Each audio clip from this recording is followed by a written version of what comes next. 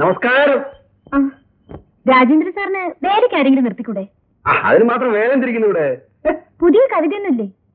ഒരെണ്ണം ഇപ്പൊ തോന്നിയിട്ടുണ്ട്. കേൾക്കണോ? അച്ഛാ, അച്ഛനെ വിളി കേൾക്കട്ടെ.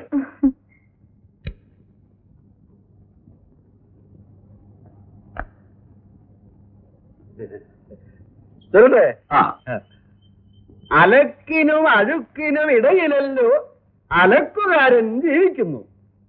ന്യായാന്യായങ്ങൾക്കിടയിലല്ലോ ഞാൻ എന്റെ നാവിട്ട് അലയ്ക്കുന്നു. ഇരുവരും നല്ലോരലക്കുക, എങ്കിലും ഒരുപോലെ അല്ലല്ലോ വെളുക്കുന്നു. എങ്ങനെ കൊള്ളാം? നന്നായിരിക്കുന്നു സാർ. കൊള്ളാം. Thank you. രാജേന്ദ്രനൊന്നും പ്രസിദ്ധീകരിക്കാറില്ലേ? അല്ല, പത്രവാസികളൊന്നും കാണാറില്ല. അതാണ് ഞാൻ എഴുതും എനിക്ക് വേണ്ടി. എഴുതി കഴിയുമ്പോഴുള്ള സംതൃപ്തി, എനിക്കത് മതി. അല്ല, ഇന്നലെ രാധയെ കാണാൻ ആരോ വരുമെന്ന് പറഞ്ഞല്ലോ, വന്നോ? ഇഷ്ടമായോ?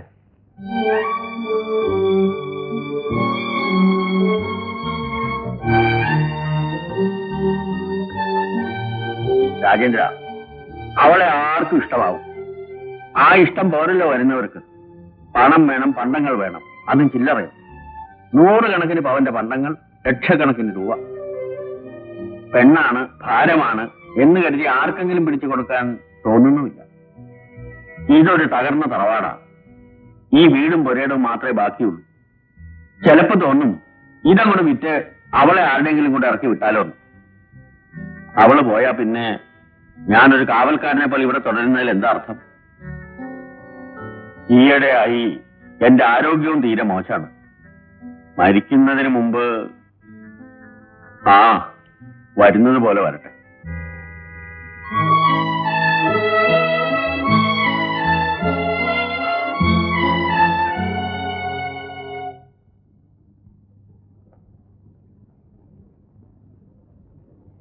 BA പാസാ. ആരാധന എന്ന പേര്. എല്ലാവരും രാധേ എന്ന് വിളിക്കും. കുട്ടി കാണാൻ തരക്കേടൊന്നുമില്ല. നീ തരക്കേടില്ലെന്ന് പറഞ്ഞാൽ പിന്നെ തരക്കേടില്ല തന്നെ. മേലപ്പുറത്ത് തറവാട്ടുകാരാ. അച്ഛനും മകളും മാത്രമേ ഉള്ളൂ. അവകാശിയായിട്ട് ഈ കുട്ടി മാത്രവും. കുറിപ്പ് കാര്യങ്ങളൊക്കെ ഒന്ന് സംസാരിച്ചിട്ട് വരട്ടെ, അല്ലേ ശോഭനി? എനിക്കൊരു നിർബന്ധം കൂടി ഉണ്ട്. ഞാൻ എന്തെങ്കിലും തീരുമാനിച്ചാൽ അത് ഉടനെ നടത്തണം. അതെ അമ്മേ. അവനല്ലേ കഥാനായകൻ, എന്തെങ്കിലും പറയാൻ കാണും. എന്നാട്ടെ. എന്താ മോനെ? അമ്മേ, കുറച്ചുനാളായി അമ്മയോട് പറയണമെന്ന് വിചാരിക്കുന്നത്. എന്താ മോനെ? അഡ്വക്കേറ്റ് ഗോപിനാഥ മേനന്റെ മകൾ അർച്ചനയില്ലേ?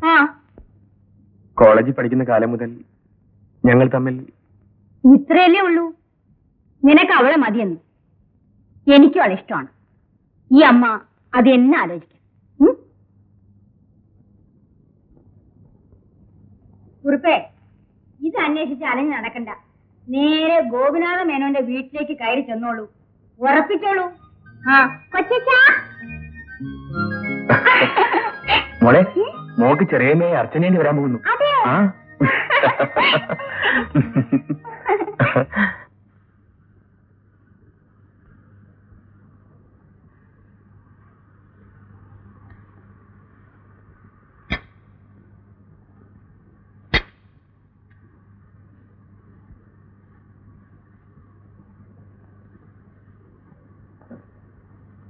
സാർ, എന്താ? അല്ല, പുതിയ കവിതയൊന്നും എഴുതിയിട്ടില്ല.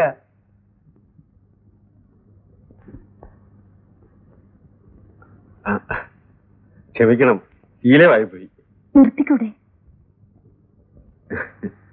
നിർത്തിയിട്ട് എനിക്കൊന്നും നേടാനില്ല.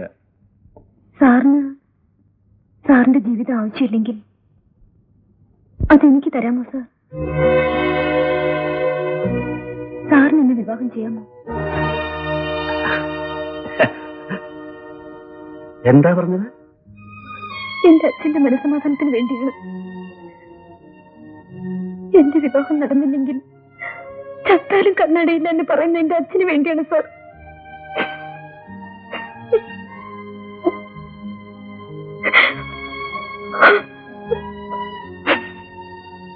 നീ എന്റെ അനിയത്തിയാണ്, എന്റെ സ്വന്തം അനിയത്തി. ഒരു ചേട്ടനെ പോലെ നിന്റെ ദുഃഖം എനിക്ക് മനസ്സിലാവുന്നു.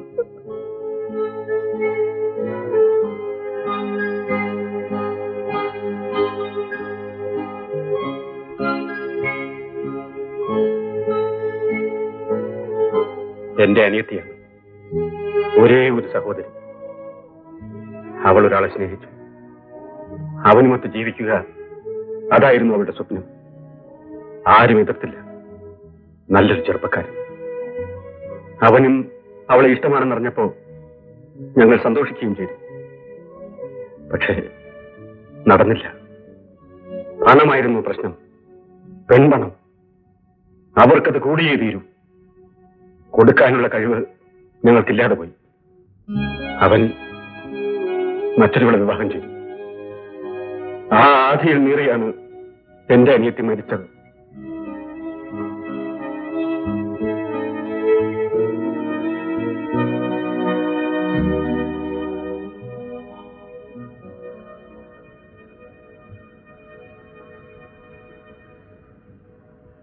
അനിയത്തി, നിന്നെ ഞാനിതാ വീണ്ടും കണ്ടെത്തിയിരിക്കുന്നു.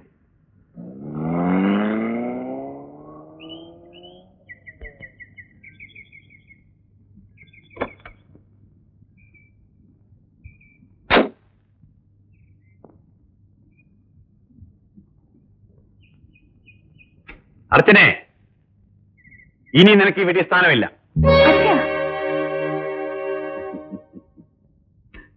വിമൽകുമാറിന് നഴ്സിംഗ് ഹോം പണിയണമെന്നുണ്ട്. 4 ലക്ഷം രൂപ ചോദിച്ചു. ഞാൻ കൊടുക്കാമെന്ന് പറഞ്ഞു. 100 പവന്റെ ആഭരണങ്ങൾ. സംശയിച്ചെന്നില്ല, അത് ഏറ്റു. സ്ത്രീധനം കിട്ടോ? അങ്ങനെയല്ലേ എന്റെ പേര് പറയുക. ഞാൻ വിടുമോ? പുറമെ ഒരു കാറ് കൂടെ ഓഫർ ചെയ്തു. മോളെ, അച്ഛൻ ധാരാളം സമ്പാദിച്ചിട്ടുണ്ട്. നിന്റെ സുഖവും സന്തോഷവുമാണ് ഈ അച്ഛനെ കാണേണ്ടത്. എന്റെ മോള് ഒരിക്കലും ദുഃഖിക്കാൻ ഇടവരരുത്. മരിക്കുമ്പോൾ അങ്ങനെ പറഞ്ഞുകൊണ്ടാണ് നിന്റെ അമ്മ നിന്നെ എന്നെ ഏൽപ്പിച്ചത്. പിന്നെ വിവാഹം ഈ അച്ഛൻ ഈ നാടറിയ നടത്തും.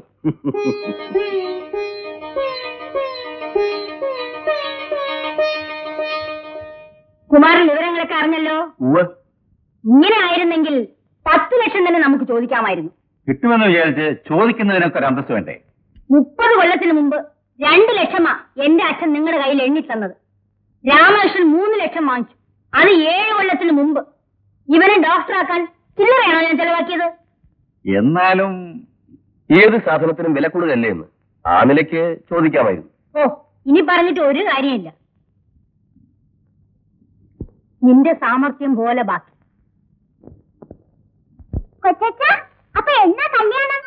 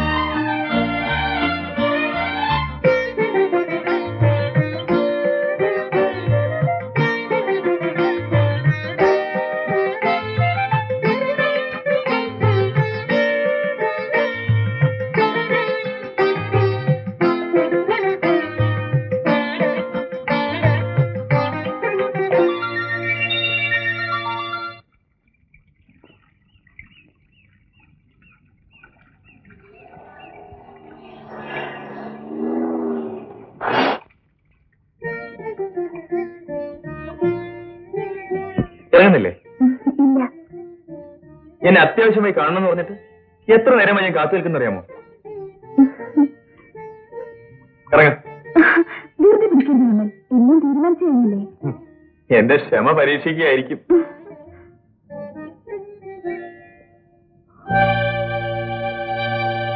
നിങ്ങളെന്നെ സ്നേഹിക്കുന്നു. നിങ്ങൾ എനിക്ക് വേണം. അതിന് 6 ലക്ഷം രൂപയോളം വില തരണം, അല്ലേ? വിമൽ എന്നെ സ്നേഹിക്കുന്നുണ്ടല്ലോ. വിമലിന് എന്നെയും വേണമല്ലോ.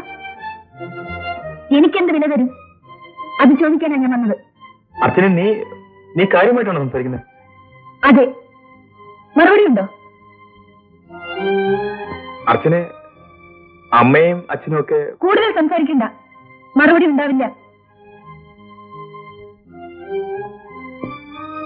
നിന്നോടുള്ള എന്റെ സ്നേഹം മനസ്സിലടച്ചു വെച്ചു എന്ന് ഞാൻ പറയട്ടെ. ഒരു വിൽപ്പന ചെറുക്കിന് എനിക്ക് ഭർത്താവായി ആവശ്യമില്ല. നമ്മുടെ വിവാഹം നടക്കില്ല.